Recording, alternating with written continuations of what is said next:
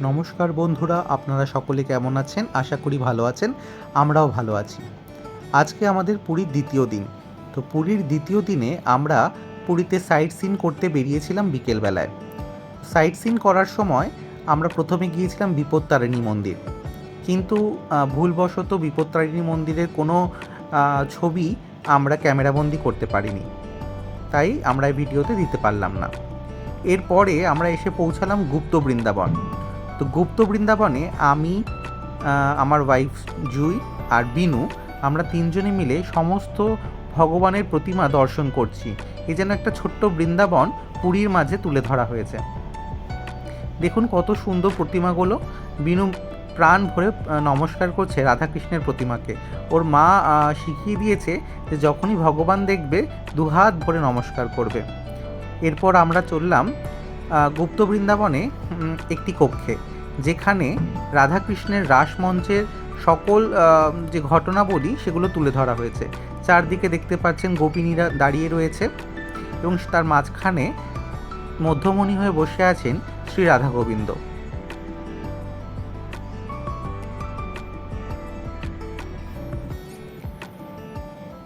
চারিদিকটা এত সুন্দরভাবে সাজিয়ে তুলেছে যে সেখান থেকে বেরিয়ে আসতে মন চাইছিল না।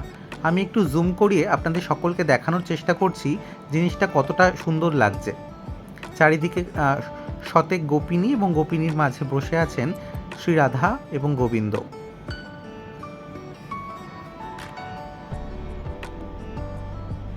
এরপরে আমরা এই কক্ষটি থেকে বেরিয়ে আসলাম এবং বেরিয়ে এসে সেই হনুমানজি একটা বিশাল বড় মূর্তি, যাকে পাশ কাটিয়ে আমরা এগিয়ে চললাম অন্য মূর্তি বা অন্য প্রতিমা দর্শনের জন্য।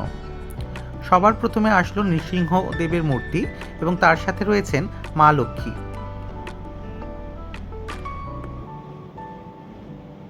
এই প্রতিমা দেখার পর আমরা আবার একটু এগিয়ে চললাম। চারিদিকে নানান প্রতিমা দিয়ে গুপ্ত বৃন্দাবনকে সুন্দর করে সাজানো হয়েছে। এখানে একটা গণেশের শায়িত মূর্তি আছে আর একটা সুন্দর ঝিল রয়েছে যার মাঝে মহালক্ষ্মী বিরাজমান এবং একটা পদ্ম বন রয়েছে। এরপর আমরা একটু এগিয়ে যেতেই দেখতে পেলাম শনিদেবের এক মন্দির।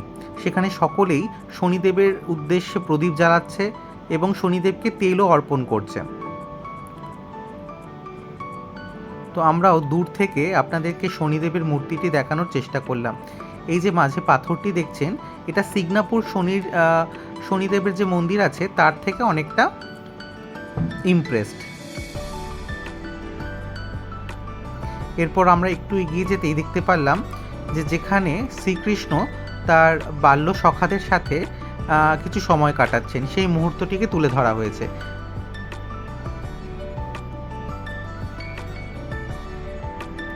চারিদিককার যে পরিবেশ তা ভীষণ সুন্দর এবং ভীষণ স্পিরিচুয়াল। আপনি এখানে আসলে মনে হবে যেন বৃন্দাবনের বুকে ঘুরে বেড়াচ্ছেন, কিন্তু আপনি আছেন পুরীতে।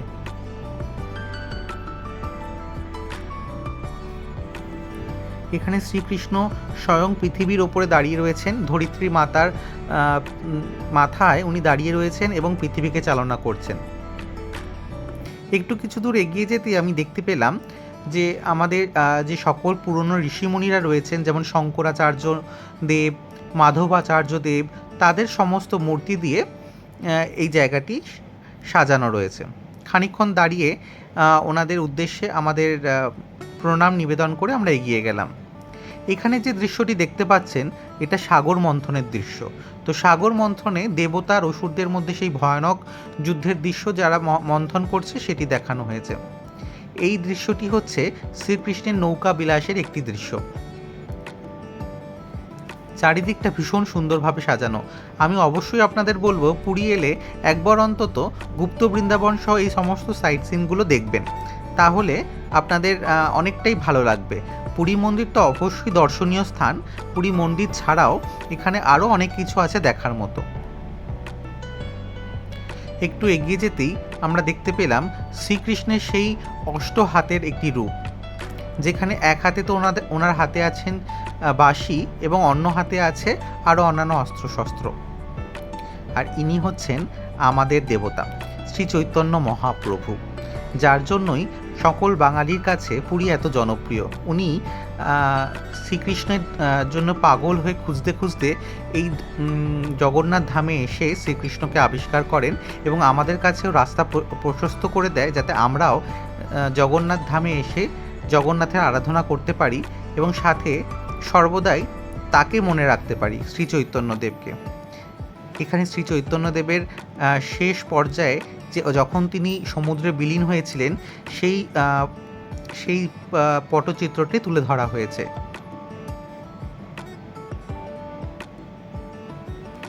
একটু এগিয়ে যেতেই একটা ছোট্ট গোশালা ছিল, সেই গোশালাতে অনেকগুলো গরু আছে, তো আমরা সেগুলো দেখে এগিয়ে চললাম। তো এই হচ্ছে সেই মন্দিরের দ্বার, যেখানে শ্রী জগন্নাথ মহাপ্রভু রয়েছেন স্বয়ং। জগন্নাথ মহাপ্রভুকে সাক্ষী রেখে এবং পিছনে ফিরে যেতে বারবার তাকাতে তাকাতে আমরা এখান থেকে বিদায় নিলাম। এরপর আমরা চললাম আমাদের পরবর্তী গন্তব্যের উদ্দেশ্যে। আমাদের পরবর্তী গন্তব্যটি হলো ওঙ্কারেশ্বর টেম্পল। আমরা যাচ্ছি ওঙ্কারেশ্বর টেম্পলের উদ্দেশ্যে এবং দেখুন গ্রামের মধ্যে দিয়ে রাস্তাটা চলেছে তো চলেছেই এবং আকাশ ভরে মেঘ করেছে। আমার মনে হচ্ছিল বৃষ্টি আসবে এবং সুন্দর ঠান্ডা হাওয়া দিচ্ছিল। যাই হোক, রাস্তার উপভোগ করতে করতে আমরা পৌঁছে গেলাম ওঙ্কারেশ্বর মন্দিরে এবং নন্দী মহারাজ আমাদেরকে স্বাগত জানালো মন্দিরে। একটু এগিয়ে যেতেই মহাদেবের এক বিশাল রুদ্ররূপ আমরা দেখতে পেলাম। তারপরে আমরা প্রবেশ করলাম ওঙ্কারেশ্বর মন্দিরে। ওঙ্কারেশ্বর মন্দিরটি ভীষণ সুন্দরভাবে সাজানো। একটু এগিয়ে যেতেই প্রথম যে মন্দিরের দর্শন পেলাম সেটা হলো নৃসিংহদেবের মূর্তি। তো সেই নৃসিংহদেবের মূর্তিতে সন্ধ্যাবেলায় মালা পরানোর কাজ করছিলেন সেই মন্দিরের পূজারী। তো সেই দৃশ্যটি আমরা তাড়িয়ে তাড়িয়ে উপভোগ করলাম।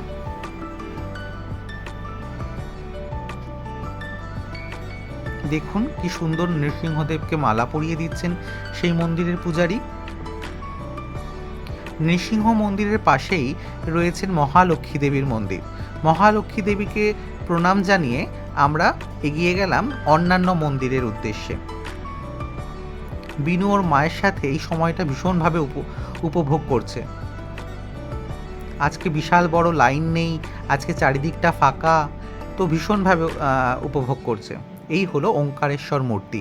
তো এই ওঙ্কারেশ্বর মন্দিরে আমরা প্রবেশ করলাম ঘণ্টা বাজিয়ে এবং মহাদেবের দর্শন পেয়ে মনটা এক অপূর্ব শান্তি বিরাজ করলো। আমরা যেহেতু সন্ধেবেলায় গিয়েছিলাম পুজোর সময়, তাই প্রত্যেক মন্দিরের পূজারী সেই মন্দিরে পুজো জোগাড় যন্ত্রণা করছেন। একটু এগোতেই দেখতে পারলাম রাধাকৃষ্ণের এক সুসজ্জিত মূর্তি, যেখানে তারা একসাথে যুগল মূর্তিতে বসে রয়েছেন। রয়েছে শ্রীকৃষ্ণের অষ্ট হাতের সেই মূর্তি, যেটা আমরা কিছুক্ষণ আগেও দেখতে পেয়েছিলাম গুপ্ত বৃন্দাবনে। এখানে দেখুন পুরীর একটা রথের চাকা রয়েছে, তার সাথেই রয়েছে একটা মিউজিয়ামের ভেতরে পদ্মনাভ টেম্পলে যেভাবে শ্রী বিষ্ণু শুয়ে থাকেন সেই রূপটিকেই ধরে তোলা হয়েছে।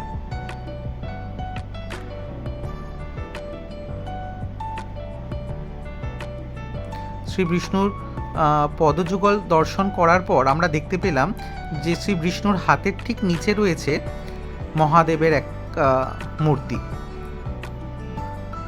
এবং তার নাভি থেকে বেরিয়েছেন ব্রহ্মাদেব।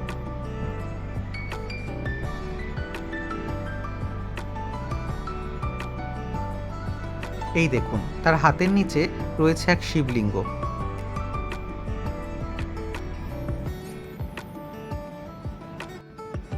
এরপর এই মন্দির থেকে বেরিয়ে আমরা সামনে যে রথের চাকাটি রাখা রয়েছে সেটিকে স্পর্শ করলাম। এটিকে স্পর্শ করাও মানেও অনেকটা পুণ্য অর্জন করা। আমরা হিন্দু ধর্মাবলম্বীরা মনে করি যে রথের চাকা স্পর্শ করা মানে এ জনম সার্থক হওয়া। তো জনম সার্থক করে আমরা রথের চাকাতে দিলাম এক ঘূর্ণা। বিনুর মা আর বিনু দুজনে মিলে রথের চাকাটাকে ঘোরানোর ভীষণভাবে প্রচেষ্টা করছে এবং সেই প্রচেষ্টাতে তারা সফল।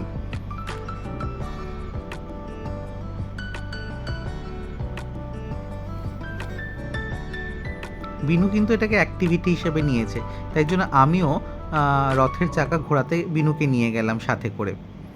আমরা দুজনে মিলে রথের চাকাটি ঘোরাতে শুরু করলাম। এই স্মৃতিগুলো আমাদের মনে সর্বদা রয়ে যাবে। বিনু হয়তো বড় হয়ে গিয়ে ভুলে যাবে, কিন্তু ছোটোবেলায় বিনুকে নিয়ে আমরা যেভাবে তীর্থস্থান ভ্রমণ করেছি তার এই স্মৃতিগুলো সর্বদা মনের মধ্যে রয়ে যাবে। এখানে রয়েছে শ্রী চৈতন্য নিত্যানন্দ মহাপ্রভু দল।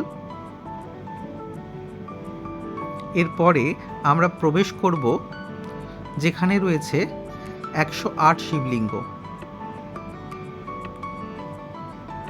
প্রত্যেকটা শিবলিঙ্গের আলাদা আলাদা নাম রয়েছিল। প্রবেশদ্বারটি কিন্তু ভীষণ আকর্ষণীয়। এখানে এক রাক্ষসের মুখের ভেতরে আমরা প্রবেশ করলাম। দেখুন কত শিবলিঙ্গ চারিদিকে রয়েছে এবং প্রত্যেকটি শিবলিঙ্গের নিজস্ব নাম রয়েছে। হয়তো প্রত্যেকটি শিবলিঙ্গ ধরে ধরে আমরা তাদের নাম আপনাদের বলতে পারবো না, কিন্তু যখন আপনারা ওই জায়গায় উপস্থিত হবেন আপনারা একটু সময় নিয়ে যাবেন, তাহলে প্রত্যেকটা শিবলিঙ্গ ধরে ধরে প্রত্যেকটা নাম পড়তে পড়তে আপনারা যেতে পারবেন। সকলে স্পর্শ করে প্রণাম জানাচ্ছেন মহাদেবকে। 108 শিবলিঙ্গ দর্শন করে আমরা এইভাবেই তাদের প্রদক্ষিণ করে বেরোচ্ছি।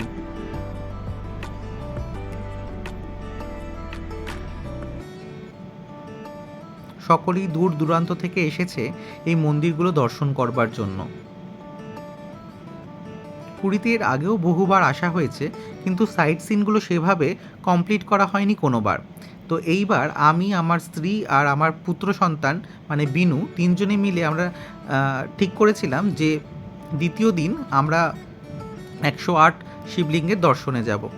এদিকে হয়তো আপনারা দেখতে পেয়েছিলেন যে বিনু আর বিনুর মা নন্দী মহারাজের কানে কিছু বলছিল, নিশ্চয়ই তার মনের কথা জানাচ্ছিল। আমরা চলে এলাম ওঙ্কারেশ্বর মন্দিরের সামনে। এখানে এসে একটা প্রদীপ কিনে ভগবানের উদ্দেশ্যে আরতি করলাম। যেহেতু সন্ধ্যা আরতির সময়, তাই আমি আরতি শেষ করে জুইয়ের মা আরতি শুরু করলো। জুই আরতি শেষ করার পর আমরা ওঙ্কারেশ্বর মন্দির সফর শেষ করলাম।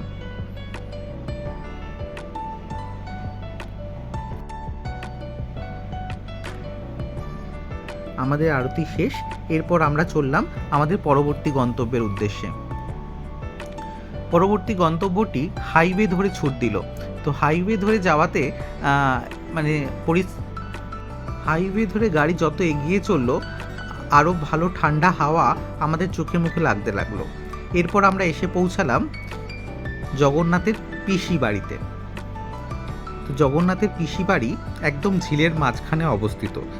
চারিদিকে ঝিলের ঠান্ডা হাওয়া আর মাঝখানে জগন্নাথের পিসি বাড়ি। ঝিলের সামনে আমরা দাঁড়িয়েছিলাম। এই পিসি বাড়িতে প্রবেশ মূল্য ছিল 20 টাকা, 10 টাকা মাথা পিছু। তো আমরা 20 টাকা দিয়ে পিসি বাড়িতে প্রবেশ করলাম। বিনু কিন্তু খুব মজা পেয়েছে, কারণ ওয়েদারও ছিল ভীষণ ভালো আর আজকের দিনটা ভীষণভাবে ইউটিলাইজ করেছে বিনু। তাই দেখুন পুরো চত্বর জুড়ে ছোটাছুটি শুরু করে দিয়েছে। ওর মা তো ওকে সামাল দিতে দিতে প্রায় ব্যস্ত। যেহেতু মন্দিরের ভেতরে ক্যামেরা অ্যালাউ ছিল না, তাই আমরা আপনাদেরকে দেখাতে পারলাম না মন্দিরটি কীরকম। এরপর আমরা চললাম জগন্নাথ দেবের মাসি বাড়ির উদ্দেশ্যে। তো জগন্নাথ দেবের মাসি বাড়ি আসলে গুন্ডিচা টেম্পল। গুন্ডিচা টেম্পল জগন্নাথ মন্দির থেকে 1 কিলোমিটার দূরে অবস্থিত, এবং ওই রাস্তা ধরেই জগন্নাথ মন্দির থেকে জগন্নাথ দেব গুন্ডিচা টেম্পলে আসেন রথের সময়। এই হলো গুন্ডিচা টেম্পল। নির্মাণ কাজ চলছে এবং সে কারণে গুন্ডিচা টেম্পল এখন বন্ধ আছে। তাই আমরা গুন্ডিচা টেম্পলের সামনে এসে প্রণাম জানালাম এবং এখান থেকে আমরা ফেরত যাব আমাদের পরবর্তী গন্তব্যের উদ্দেশ্যে।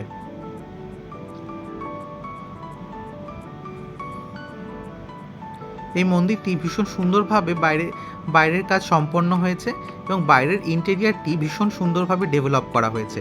হয়তো পরবর্তীকালে যখন আমরা পুরী আসব, আমরা আপনাদের গুন্ডিচা টেম্পলের ভেতরটি দেখাতে পারবো। এরপরে আমরা এসে পৌঁছালাম জাপানি টেম্পলে। এই জাপানি টেম্পলটি এস্টাবলিশ করা হয়েছে বুদ্ধ ধর্মাবলম্বীদের দ্বারা। তো আমরা জাপানি টেম্পলের ভেতরে কিছুক্ষণ থাকলাম এবং ওখানকার ভেতরকার বুদ্ধ মূর্তি এবং তার সঙ্গে তাদের যে আরও ঋষিমুনিরা রয়েছেন তাদের মূর্তিও দর্শন করলাম। এরপরে আমরা বেরিয়ে এলাম। তো জাপানি টেম্পলের ভেতর একটা মিউজিয়ামও আছে। দেখুন কত সুন্দর গণেশের বিভিন্ন ধরনের মূর্তিকে ওরা কার্ভ করেছে পাথরের ওপরে। দেখেই চোখ জুড়িয়ে যাচ্ছে। আপনারাও অবশ্যই আসবেন এখানে। এরপরে আমরা এসে গেলাম মেন মন্দির মানে জগন্নাথ দেব মন্দিরের উদ্দেশ্যে। তো দেখুন এখানে রথের আগে রথ তৈরির কাজ চলছে এবং রথ অর্ধেক নির্মাণ হয়ে রয়েছে। তো আমাদের সৌভাগ্য হয়েছিল এই অর্ধেক নির্মাণ রথ দেখার। জগন্নাথ দেবের মন্দিরও আপনারা দেখতে পাচ্ছেন। তো এই সমস্ত রথে চড়েই যখন এর নির্মাণ কাজ সম্পূর্ণ হয়ে যাবে তখন জগন্নাথ দেব, বলভদ্র এবং সুভদ্রা দেবী এই রথে চড়ে যাবেন গুন্ডিচা টেম্পল তার মাসির বাড়িতে। আমরাও এই রাস্তা ধরে মন্দিরের সামনে এসে পৌঁছালাম। মন্দিরের ভেতরে আর মোবাইল নিয়ে ঢুকতে দেবে না, তাই এই পর্যন্তই মন্দির দর্শন করাতে পারলাম আপনাদের। মন্দির দর্শন হয়ে গেলে আমরা আমাদের রাতের ডিনারটা সেরে ফেললাম। রাতের ডিনারে ছিল ভাত, রুটি, জিরা রাইস, ডাল আর তরকার ডাল। বিনুর যেন এখনও খিদে পায়নি, তাই ওর মা ওর পেছনে পড়ে রয়েছে।